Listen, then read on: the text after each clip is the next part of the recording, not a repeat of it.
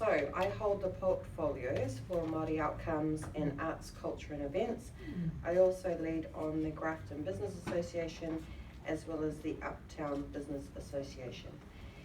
So this month has been very busy in terms of looking at our new Māori outcomes portfolio and getting out into the community with a number of board members here actually to get some of the initial feedback on how we can partner with the existing organisations that are already working in this space. So an example of that has been with the Auckland City Mission, where myself and a number of board members here have been up to talk to them about Māori outcomes for the local board and what we're hoping to achieve. We're aware of the time frame. Obviously we have half a term left to actually meet some of these outcomes. So we've been very specific in looking at activities that we could partner on that would be achievable within the next 18 months. So two of those have been around community gardens, and one of the other recommendations have been around looking at kapahaka within the city centre that's open to all constituents within the Waitemata. So looking at breaking down some of those cultural barriers.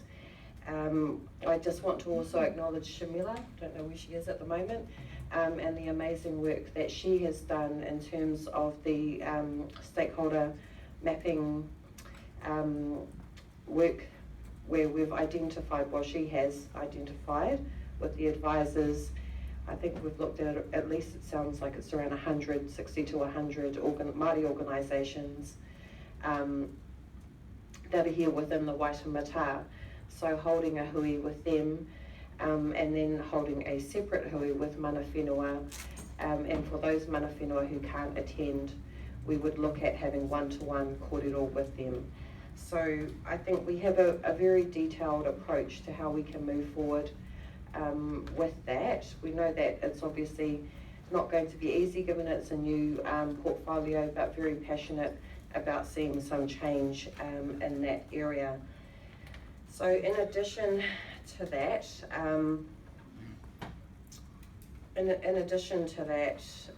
I think that the other key issues for myself really is looking at the homelessness situation, the continuing impact of our 501 detainees being here in the city centre, the growing number of obviously homeless residents that have nothing to do during the day, and with it, I have this real passion that we can partner with these organisations to look at these activities and address that, in addition to the Kainga Ora hui that we've had earlier in the month on Grays Ave, where we're looking at having 250 apartments with, I would describe as vulnerable whānau that will be living in the Waitemata, and what we can be doing proactively before they actually move into these apartments, and working with organisations, because rather than be the ambulance at the bottom of the hill, what can we be putting into place now? So that's really exciting mahi that we're doing. So in addition to that, obviously attended events, Anzac Day, the Business Accelerator event, which was hosted by the Grayland Business Association, which AT were at, and we've had some great presentations around Great North Road and the future.